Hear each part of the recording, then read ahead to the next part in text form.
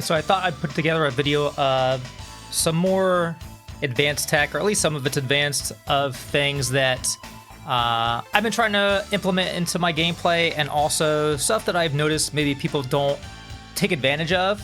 First thing is when you fuzzy guard, so I'm not going to go over fuzzy guard here, but when you are -5 or less, you can duck throws and you can avoid the attack mid throw mix-up. Right, so I can duck this throw by crouch dashing and then guard, and I'll guard fast mids and I'll duck the throw. Well, it's pretty tough to punish a throw on reaction when you duck under it. So if I do this and I wait to see the throw, it's pretty tough. Even if you use your own throw, which is the fastest thing you usually have, which is 10 frames, pretty tough, especially, or if you're just ducking in general and they run up and throw you, it's kind of hard to react and throw. But what you can do is input your punish for the throw while you would be guarding for the fuzzy guard, and you can punish their throw here. So you see here, I'm going elbow and then fuzzy guard, and then I input Kage's eye poke right after I hit guard. And if he does elbow, I'll guard it, and I'll be hitting the eye poke while I'm in block stun of the elbow so it doesn't come out. And then if he throws, I get an automatic punish. And it takes some practice to get the timing down. Now, Kage has Jumanji options after this, so not a lot of people are going to throw after they block Kage's elbow, but let's say it's something where you don't have options, like Jumanji K plus G, this is -5, so I can do this and use the same option select, and I can avoid mid or throw, and then punish the throw if I can do it correctly. It's pretty tricky, but it's extremely useful, especially in the situations where people are likely to take their turn after they, like when they block a move like this that is -5 or less. Now, the move you use here, the faster it is, the easier it's going to be for you. So 15 frames is probably the limit of what I would use. You can go up to 17 and it's still fine, right? So any slower and you're going to be too slow on the throw punish, or you're going to have to input it too early and you might end up getting hit by the elbow like that. So the faster the move, the easier it is. Although I don't really recommend using strings. So you want to use like PK, that would be easy. But the problem is that if they elbow, your kick is going to come out. So whatever the second hit of the string is going to come out on block. So you see I got a kick when Jackie did his elbow, and I really don't want to respond to that with a high kick. But you could do, like for Kage, he has, if you don't want to use eye poke, he has KPK. His K is also 15 frames, but it's a little easier input because it's just, you don't have to hit a direction. So you could do that. So if the second hit of your string is punch, and they do the elbow, you would just end up getting high punch,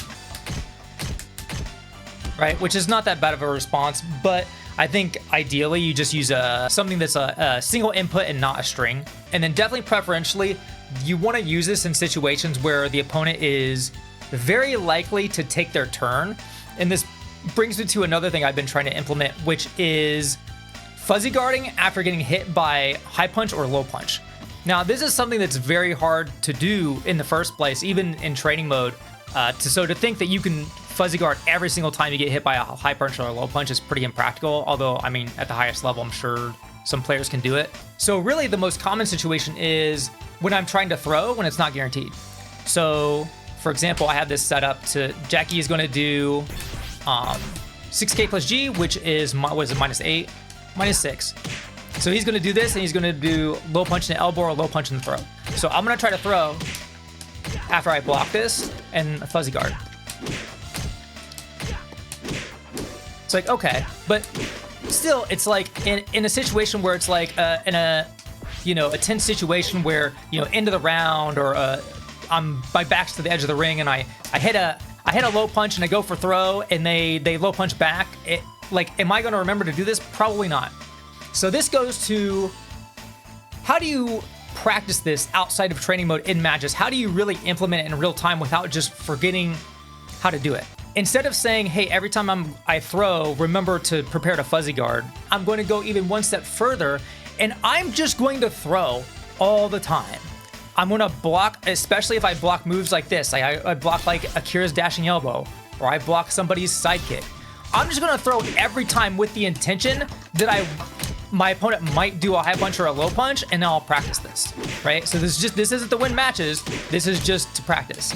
And if your opponent starts doing like launchers and stuff, and you know, and not playing into this, you know, they do this 6K plus G and then they do like 6K and launch you. Okay, you can stop doing against that opponent and try it some other time. But you can try to force the situation from the outset to try to get that habit ingrained into your muscle memory. And then once you have ingrained it, then when somebody adapts, you can kind of put the brakes on it, so to speak. And like VF is so fast and it's so about muscle memory.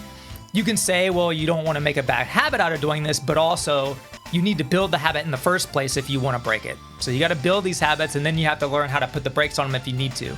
And then the punish option select I just went over, this is probably the best situation to implement it in, because hitting someone with a low punch is the most common situation that somebody is going to take their turn. Because this option select gets blown up by delay attack. So if Jackie just did 2P and then delay launcher, I'm going to get blown up for doing this. But, you know, people usually only delay after 2P at like the end of a round or something like that. And yeah, they can adapt, but most of the time, people are going to take their turn after low punch. They're going to do a mid or a throw immediately. I think we all can agree if you do low punch, like the low punch in the mid or low punch in the throw is one of the most common sequences in Virtua Fighter. So definitely practice this one, especially if your character has a lot of moves that, one, are -5 or less on block, and two, you don't have options afterward. You don't have string options or anything like that. So your opponent is actually likely to take their turn afterwards, as opposed to just blocking and waiting for you to a counterattack or something like that. So here's one that everybody can take advantage of, and it's crazy how much I see people not take advantage of this. Even like some of the best players in the world I see don't do this sometimes. So whenever you get up off the ground, let's say Jackie does, I'll just make him do a launcher in this one. Whenever you don't tech roll and you're on the ground, let's say you get hit by a throw or something you didn't tech roll or you can't tech it. When you get up, if you press guard or press some buttons, and by the way, you can mash to get up faster in this game. There's certain down attacks that are avoidable if you mash all the buttons. It's kind of like a stagger. It's like a hidden stagger. Secret information. Anyway, so when you get up, if you just press guard or you press some button without doing a rising attack, your character gets up standing. You see my character get up here, tap guard, and I hold down. Notice I'm getting up standing, and then I'm going into crouch. So I can, if they run up and try to throw me here, I'm not going to be able to duck it. And it works the same way no matter which way you roll. Well, roll up and then hold down, and I'm not going to, you know, I get up guarding, and then I hold down, and I'm not going to start crouching until after my character gets up. All right? But if you hold down early, you can get up crouching. And this is not hard to do. Especially on down roll, you can just hold down the whole time. You can just get up crouching. Back roll, same way. Now you can't hold down back, so I'm holding down back here, I'm getting up standing. Straight down, get up crouching. So a sequence like this, or I'll demonstrate this. So I'm getting up standing, I'm trying to crouch here, I get thrown. Holding down, can't crouch it. I hold down early, I get up crouching, I don't have to deal with it. I can just fuzzy guard. So unless you are trying to specifically avoid a low throw setup, you should be doing this every single time so that you have fuzzy guard available to you. And you can do whatever you want afterward. You can evade, attack, whatever. But you should have fuzzy guard available to you unless you're trying to, like I said, unless you're trying to avoid a low throw, or you can still get up crouching and like break one of the low throws with throw escape guard if you want, but you can only escape one. And then next are just some mental like tips and tricks on how to remember how side throws work. So if you didn't know, you break side throws in Virtua Fighter by holding punching guard or inputting punching guard, and then the side that you are getting thrown from, the side that your opponent is on. So if your opponent is on your left side, you have to hold left on your controller, punching guard, and if they are on the right side, you hold right, regardless of what player side you're on or what. It's all about your character's orientation. So as an example, I'll use Kage's 6P plus K because it forces side turn. So I am on Jackie's left side. So in this situation, if I was Jackie, I would be holding this. I would be holding punching guard and left because Kage is on my left side, right? And he would break this throw. I just have side throw. I just have throw escapes turn on. And then this way, it's the opposite. So he's facing the camera. Now Kage's on his right side. So if I was Jackie, I would be holding this, punching guard and right, because Kage's on my right side. Which, in a match, is in situations like this where something side turns you, good players will break these 100% of the time. You have time to react to this. It still takes a lot of practice, mind you, but it's totally doable. In situations where your opponent does like an offensive move or they evade something and then throw you, it's a lot harder. But something that I think makes this easier to remember is, first of all, if you see the back of your character, they're facing the same way you are, so you can just think you are left and right, right? So Kage's on my left, I'm gonna hold left. That's easy to remember. And I used to think, okay, well, if I see the front of my character and they're facing me, I just reverse it. But mentally, I feel like that's 2 steps, and I'm always... You can kind of do it, but I'm always too late. I'm like, shit, which side are they on? So the way I think about it now is, this is like normal, it's my orientation, and then if my character is facing me, if they're looking at me, I think, what side of the screen am I on?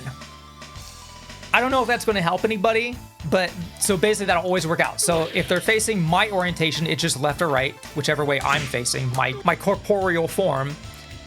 And then if they're facing me, if they're looking at me, it's whatever side my character is on. So I'm on Jackie's right side right now, but Jackie's on the right side of the screen and he holds right to break this.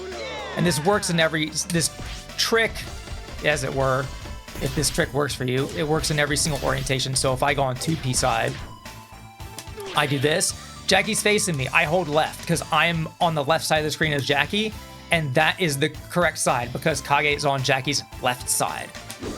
So there you go. And then opposite, Jackie's facing the same way as me. I can just think right side is the side that I can see. It's the same orientation as myself, so I can just break right side. That's the basics. Now, like I said, if you ever fight a really strong player, they're gonna break throws in these forced side turn situations like 100% or close to 100% of the time. They're just gonna guard throw escape. You're basically only going to be able to hit him with a low or a delayed throw. So I have a recording set up here. So Jackie will guard, because if you guard, you'll turn around as fast as you can. So I hit him, and he turns around when he presses guard. And if I throw right away, it's going to be a side throw, right? But if I delay, it's a front throw, right? So that's part of the mix-up. They're breaking one direction, but you can delay your throw and then do the opposite direction that they would be holding. And then they have to, you know, maybe they can fuzzy switch or they side throw, escape, fuzzy guard, whatever. There's a, you know, you can go down the rabbit hole, but this is like layer 2 basically against a strong player. So you do this, but how do you keep track of which direction they're holding? It's too hard to, you're not going to think about it it's too hard to think of in the moment, to do the calculations in your head of like what's the opposite side of the direction that they're holding. So a little mental trick you can use is do the throw direction that the opponent is facing. And what I mean by that is, so let's say Jackie's in this situation. If he wants to escape with side throw, he would be holding punching guard and left, which in this situation is forward, which if I delay throw, it would be TFT he's breaking. So I would do back throw because I see his back. If it's the other direction, he would be holding this, he would be holding right because I'm on his right side. And if I did delay throw, he would be breaking back. So in this situation, I would do my TFT, which is my forward throw, right? And then reverse the orientation, I'm on 2-player side. In this situation, Jackie would be holding this, he would be holding left punching guard to break side throw on his left, which in this situation, he would be breaking back. I'm looking at Jackie's front, so I would do front throw. I don't have to think about all that stuff. I can just say, I'm looking at his front, I'm doing delay TFT, because that's my front throw. And then reverse the orientation, he would be breaking right, because I'm on his right side to break the side throw. If I delayed, he would be breaking forward, which is TFT. I am looking at his back, so I'm doing back, which is a Zuna drop, or this throw. Right, so just to demonstrate, even though, I mean, you can't see their inputs, but you get the idea. So I see his back, I do back throw, right? Delay back throw. If it's the other orientation, I see his front, delay forward throw. I mean, this is not really a real world scenario, but you get the idea. And then this is a little character specific, but I'll just explain my general Kage strategy, and then I'll try to apply it to other characters. So in terms of side ring outs and side wall combos, I try to go through all my characters' moves and kind of learn, like, when I have ring out to my side like this or a wall to my side, what moves can I use to hit my opponent to the side? Well, I know that 4PK hits my opponent to a side, right? So it knocks my opponent to Kage's front, okay?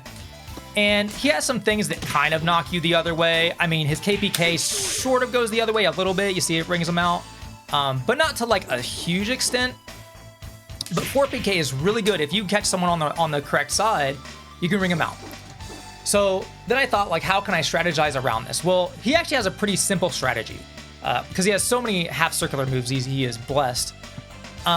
So I know that most of Kage's moves are sidestepped to his back, and then he has a couple, such as that elbow I just showed you, and 2K plus G that are sidestepped to his front. So basically my ring out strategy is, if I'm in this orientation and I know my 4PK is going to ring him out, I can just go to that. If I think, you know, if I hit a low punch or I block a move or something, and I just, yeah, they're probably going to evade in that situation. Just do this. You can even hit confirm it, knock him out, knock him into the wall and get a wall combo, whatever.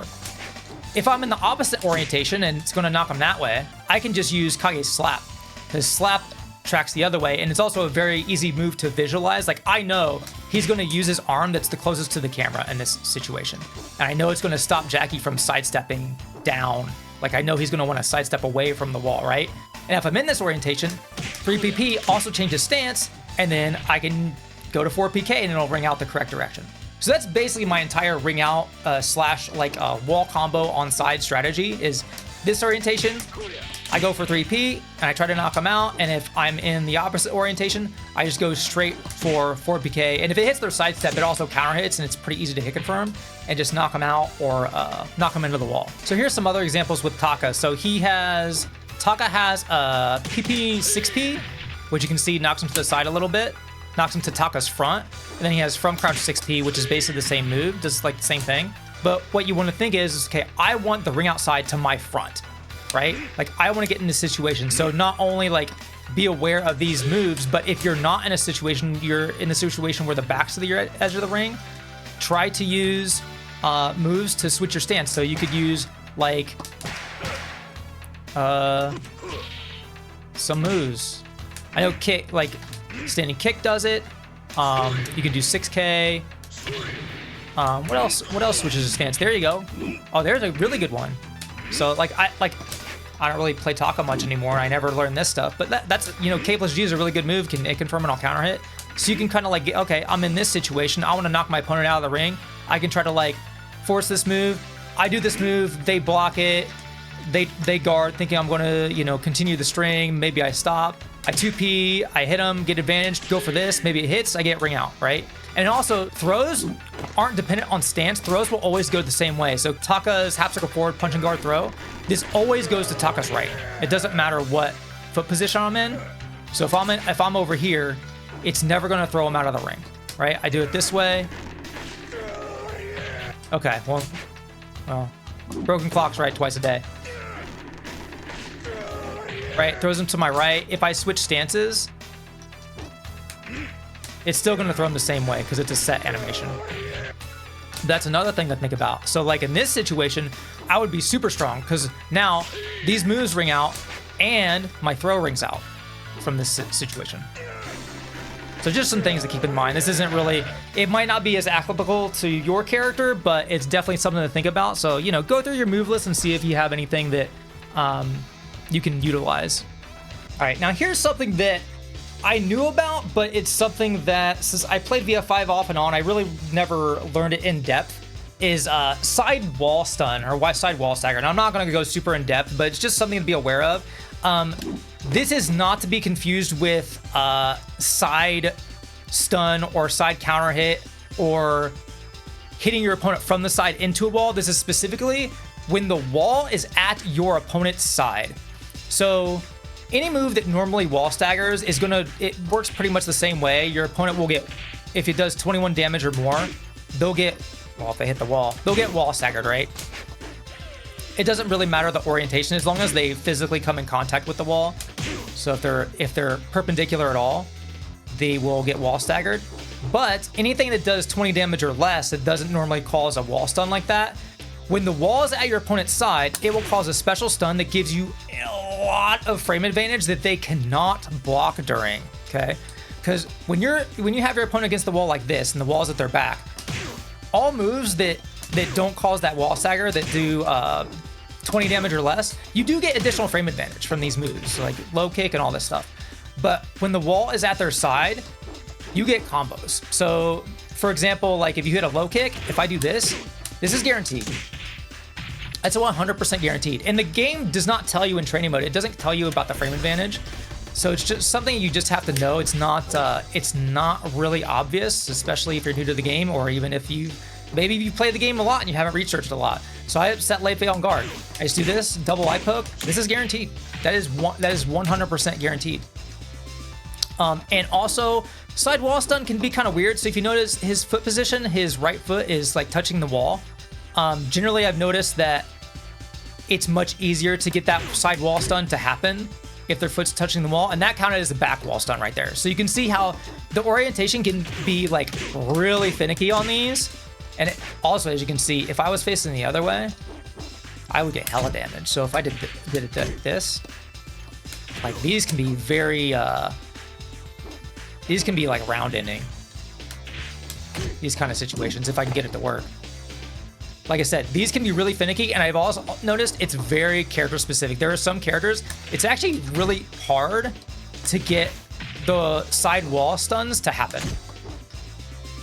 Even if their feet are lined up the way that you would want them to be and everything. Like that's probably going to be a back wall stun at that angle.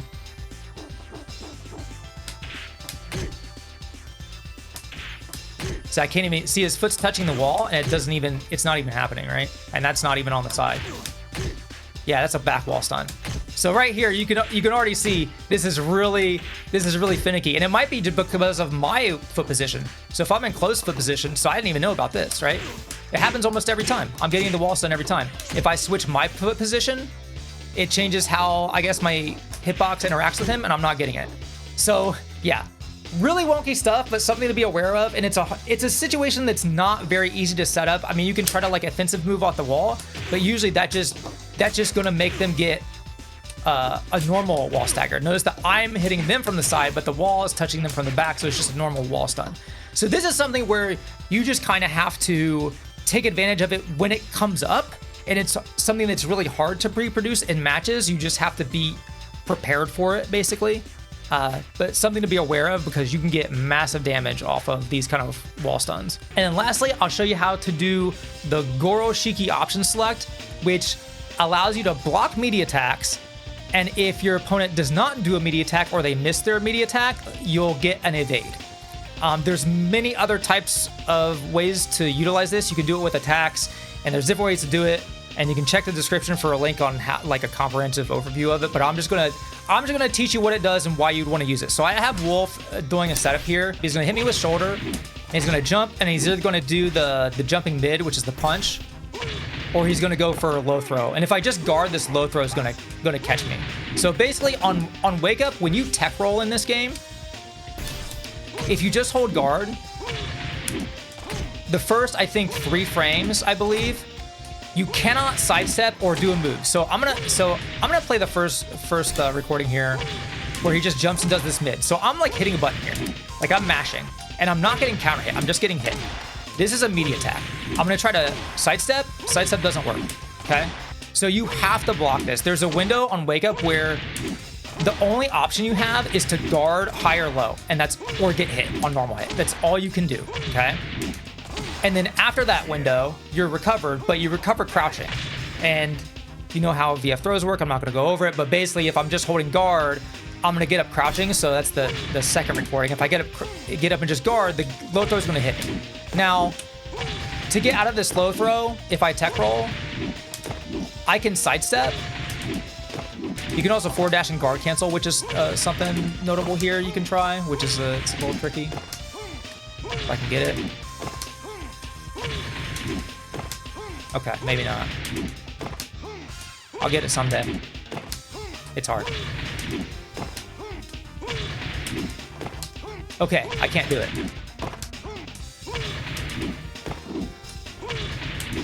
Okay, I learned something. I think forward dash doesn't work here. All right, there you go. So you can only sidestep or backdash or hit a button. You can attack. You can also throw escape guard and escape the low throw, but you can only escape one direction. So anyway, back to what I was saying. So there's an option select called Goroshiki. So the way you execute it is, first you will tech roll. So I'm gonna play these back. So you just tap it, or you can mash it. I usually mash tech roll, right? So you mash it, and then after you mash the tech roll, you have to input it at least once, and then you let go. You can't just hold it once. So you tap tech roll, which is all three, up or down on all three buttons. And then after you've input it and you're tech rolling, you hold it down again. You hold down all three buttons, okay? You're holding them down, your character's rolling, they're tech rolling, and then as you get up, in the buffer, you input up or down to input a sidestep while you're holding down all three buttons. As if you're trying to sidestep on wake up. Okay, so you just tap up or down. And what will happen is, if he goes for that jumping mid punch, I'll guard it. And if he goes for the low throw, I'll sidestep. Or if he attacked late or he just didn't do anything, I'll sidestep. So I'll see if I can try it here. Guarded it. Guarded it. Guarded it. Sidestep. Missed it. Guard it. So what I'm doing, I'm just mashing tech roll, and then I'm tapping tech roll, and then holding down all three buttons, and then tapping up or down to evade. Try going the other. I'm going to try going up. The real test is getting out of the low throw. There we go, yeah. And I'm showing this example because I think it's the most useful one, because lots of people do, you know, the low throwing people after tech roll is really good. Because, you know, I don't know if that many players you'll come across are going to use meaties. I use them all the time. I mean, high level players will use them. But they become really dangerous when you feel like your only choice is to guard. If the opponent has low throws, then you're setting yourself up for that. You can throw escape guard low throw, but you're only going to be able to escape one direction. So this is really, really useful to learn, especially if you fight someone who has these setups. You fight a Wolf, Jeff, whoever, who has meaty setups and they mix them up with low throws. It's super, super useful. And I think that's all I have for now. Check the description. I put links to VFDC like forums and wiki on all these different things if you want to kind of like go in depth and learn more about them, because there is much, much more to learn on all these techniques. These are just like the basics and rule of thumb on how to use all these. But yeah, until next time, later.